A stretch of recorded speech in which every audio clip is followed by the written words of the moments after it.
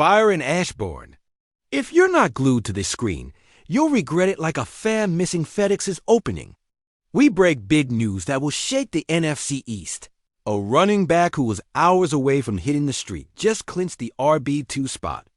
Amid locker room roars, under direct orders from the top brass. But that's not all. Why did that 7th-round rookie brutally change his number and now gets compared to a 90s legend? Your social media will be hacked if you miss it. And attention, a star free agent is 72 hours away from signing, but San Francisco just interfered. They think they'll steal the signing, but Adam Peters has a card up his sleeve that you won't see coming. Subscribe now, because in the coming days, this team will rise or implode. I promise we'll either be at the top of the division, or it'll be a worse hell than in 2023. I can't believe what we're seeing with Chris Rodriguez Jr. in these final roster cuts. Commanders fans. After years of watching this team make questionable decisions in the backfield, we finally have an organization that knows how to spot talent when they see it. Chris Rodriguez Jr. has gone from totally undesirable to absolutely undeniable. And I say this with complete conviction. Do you remember when Rodriguez was cut and sent to the practice squad last season? I think many fans thought his career in Washington was over before it began. But this running back from Kentucky showed something that very few players have: the right mindset to overcome adversity. Adam Peters gave him a new chance with a renewed contract this offseason, and Rodriguez has seized every snap, every carry, every opportunity to prove he deserves to be on this roster. Now let me explain why this is so significant for the future of this franchise. Rodriguez's story is the perfect embodiment of what Peters is trying to build in Washington, a culture based on meritocracy where talent and determination surpass names and prior expectations. When Rodriguez was picked in the 6th round, many evaluators questioned whether he had the athleticism needed to contribute at the NFL level. But what they didn't measure was his football IQ and ability to maximize every opportunity. I ask you this: how many times have we seen this team completely change their strategy in the backfield? Because what just happened with trading Brian Robinson Jr. to the San Francisco 49ers for a 6th round is historic. Peters literally moved an established running back because he saw something special in Rodriguez and in the rookie 7th rounder, Bill Krosky-Merritt. This decision shows Peters is not afraid to make tough decisions when he trusts his talent evaluation. And you know what's the most incredible about all of this? The physical and mental transformation Rodriguez underwent during this offseason was evident to anyone paying attention. His 40-yard run against the Bengals in preseason wasn't a fluke. It was the result of months of dedicated work on his blocking reads and field vision. That specific play demonstrated exactly what Zach Selby reported. Rodriguez has the ability to find small creases and turn them into explosive gains. But here comes what's really fascinating about Rodriguez's situation. The coaching staff doesn't just see him as a short yardage and goal line back, but as someone capable of assuming a bigger role as circumstances require it. His versatility as a receiver out of the backfield has also improved significantly, giving Eric Bieniemy more options to create mismatches in the passing game. I tell you this without hesitation: the chemistry Rodriguez developed with Jaden Daniels during training camp has been one of the least reported but most crucial aspects of his rise on this roster. The two players spent extra hours working on timing routes and blitz protections, establishing the mutual trust essential for a running back who could face high-leverage situations during the season. The reality is Washington now has one of the most intriguing backfields in the entire NFL. Austin Eckler brings proven experience and versatility on 3rd downs. Krosky-Merritt adds dynamism and upside as a rookie. Jeremy McNichols offers veteran depth, and Rodriguez represents the perfect blend of football intelligence and personal determination. Each of these backs has a distinctive skill set that complements the others. And you think Peters made this decision by chance? I think not. This general manager has consistently shown that every move he makes has multiple layers of strategic reasoning. Keeping Rodriguez while moving Robinson Jr. not only freed up significant cap space, but also sent a clear message to the locker room. Performance matters more than draft capital or prior expectations. The pressure is now entirely on Rodriguez to validate the confidence the organization has placed in him. But based on everything I've seen during this offseason, I believe he's more ready than ever to take on that challenge. His work mindset, understanding of the offensive system, and ability to produce in crucial moments suggests we might be witnessing the emergence of a significant contributor for this team. If that surprises you, wait till you hear what's happening with the number changes on our roster, because I think these moves reveal much more about this team's mentality than you imagine. In the NFL, jersey numbers are not just cosmetic, they're declarations of identity. And what we just witnessed in Washington is a complete redefinition of how these players see themselves and how they want to be perceived. Let's start with Bill Krosky-Merritt, who switched from 32 to 22 after Kazmir Allen was released. I tell you this, that change is no coincidence. Number 22 has a rich history in the NFL, worn by legends like Emmitt Smith and Marcus Allen. And Krosky-Merritt clearly wants to associate his personal brand with that backfield tradition of excellence. But beyond the history, 22 also represents agility and speed, characteristics that perfectly define the playing style Krosky-Merritt has shown during training camp. Krosky-Merritt's instant popularity among fans and in fantasy football is no accident. This seventh-round rookie has shown exactly the kind of explosiveness and vision that make running backs stand out in highlight reels and waiver wires. His ability to accelerate through contact and his natural instinct to find gaps in the defensive line have impressed both coaches and scouts from other teams.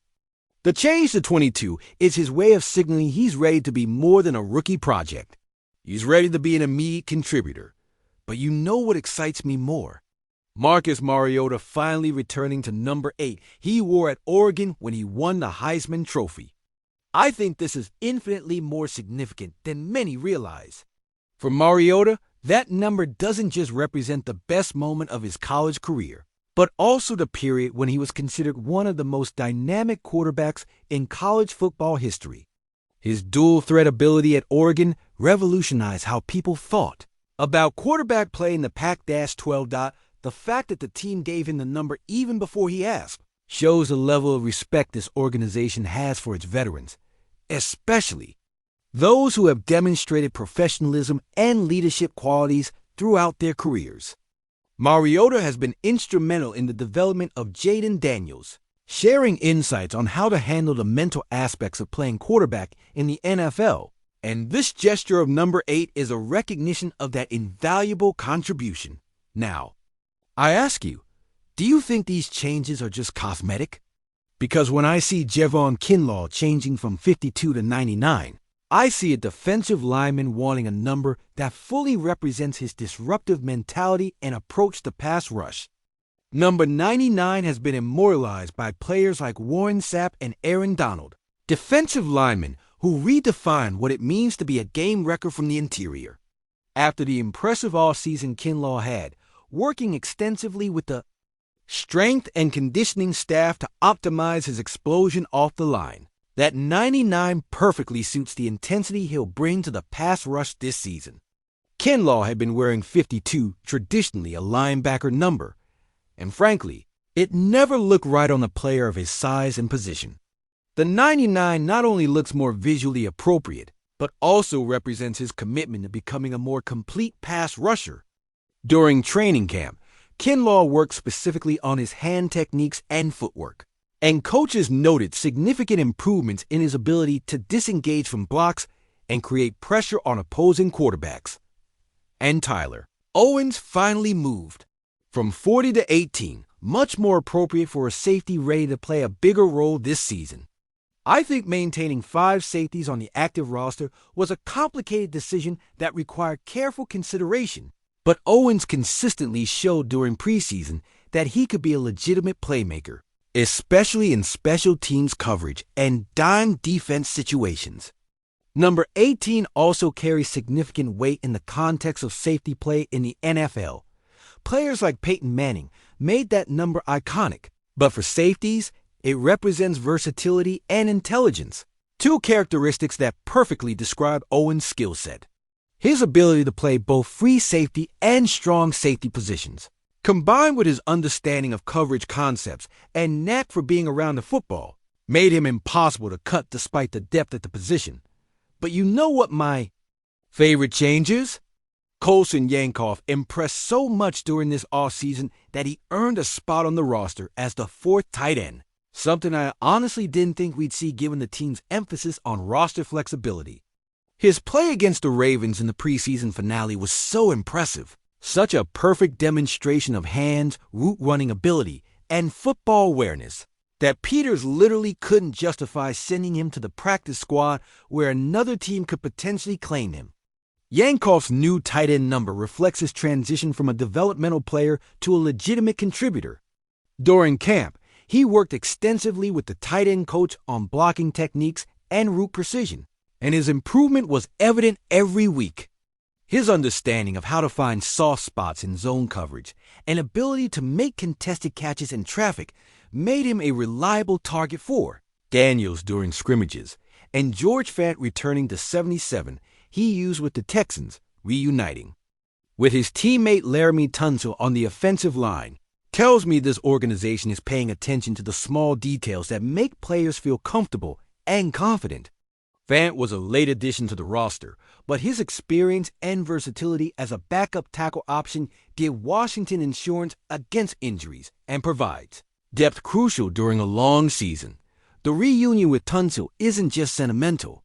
These two players have actual chemistry from their time together in Houston, understanding each other's tendencies and communication styles.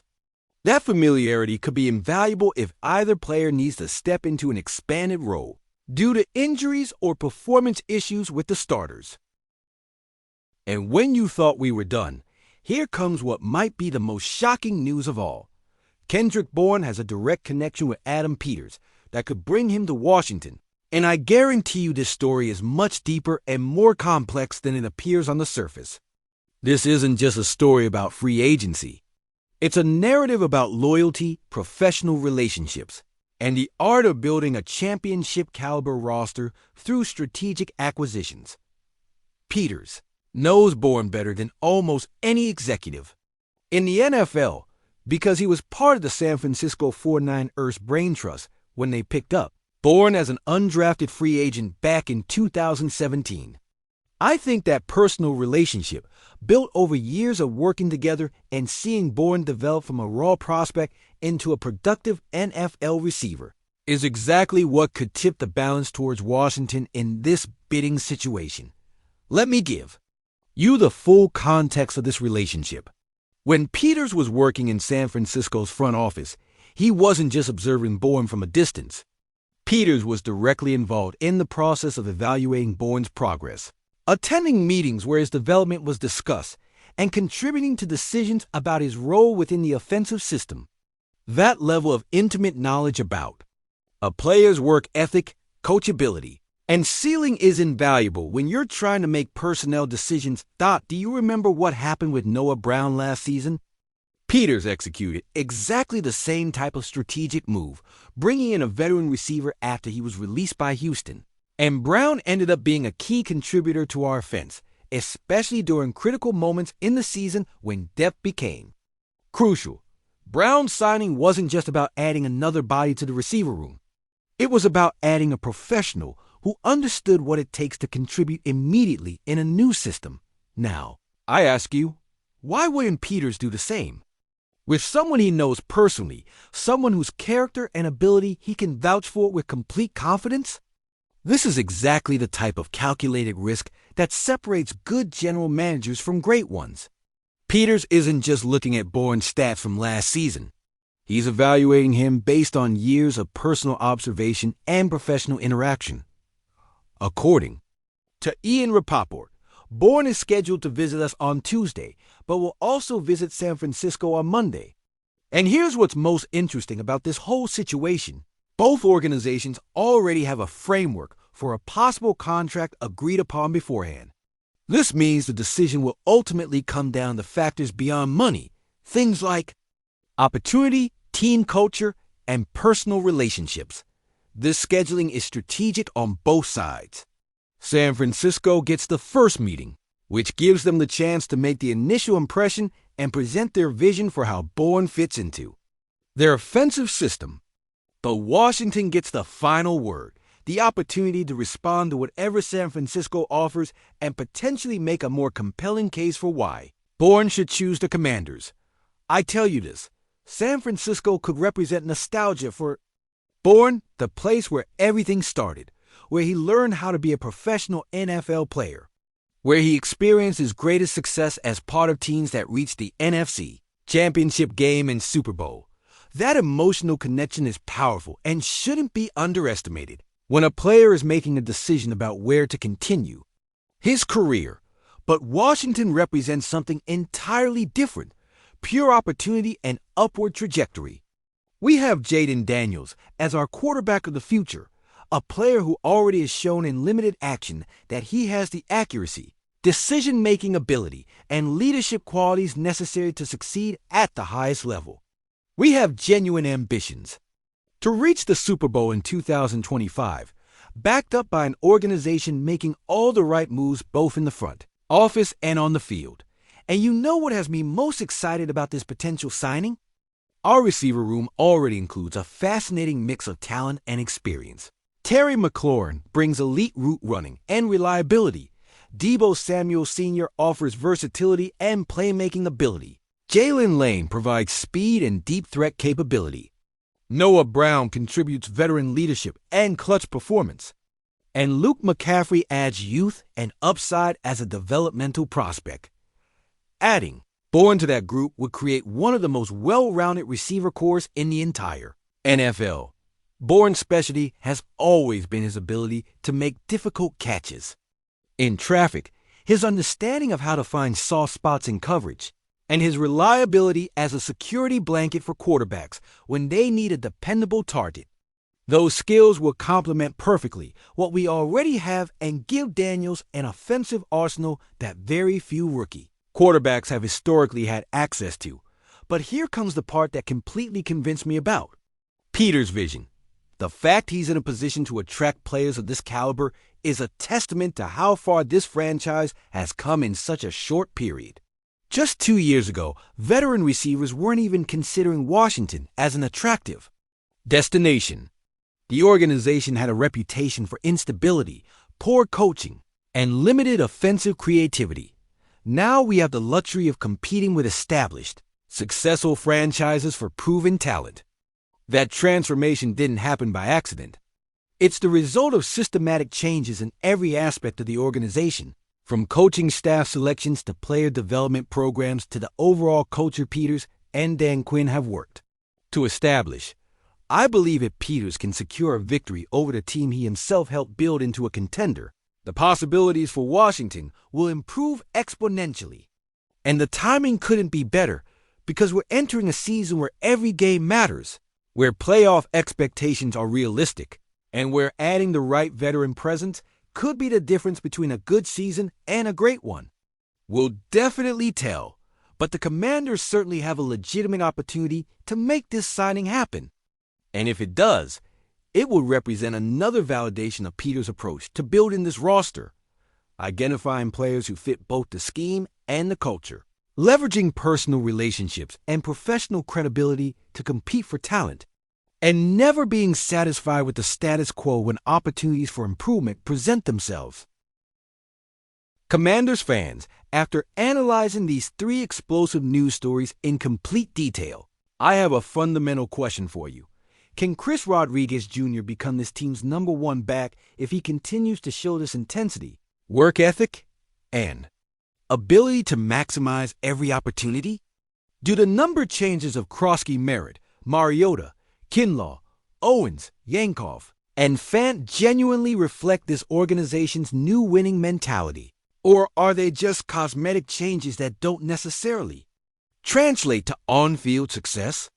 And do you think Kendrick Bourne will ultimately choose to reunite with Peters in Washington, drawn by the opportunity to be part of something special being built from the ground up, over the nostalgia and familiarity of returning to San Francisco, where he already knows the system but may not have as significant a role. I tell you this with complete honesty and genuine conviction. This offseason has been a masterclass demonstration that Adam Peters is building something truly special in the DMV.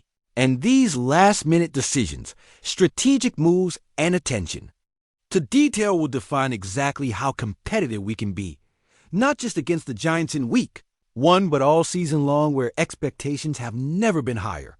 You are part of this Commanders family, a community that has suffered through years of disappointment, frustration, and unfulfilled potential, but finally has legitimate reasons to be genuinely optimistic about both the immediate future and the long-term trajectory of this franchise. If you're as excited as I am about the direction this team is taking, I need you to subscribe to this channel, because I guarantee tomorrow we'll have even more explosive news that absolutely cannot be missed. Let me know in the comments which of these three major stories has you most enthusiastic for the upcoming season. And don't forget to give it a like if you believe Peters is constructing the most talented, well-balanced roster we've had in many, many years.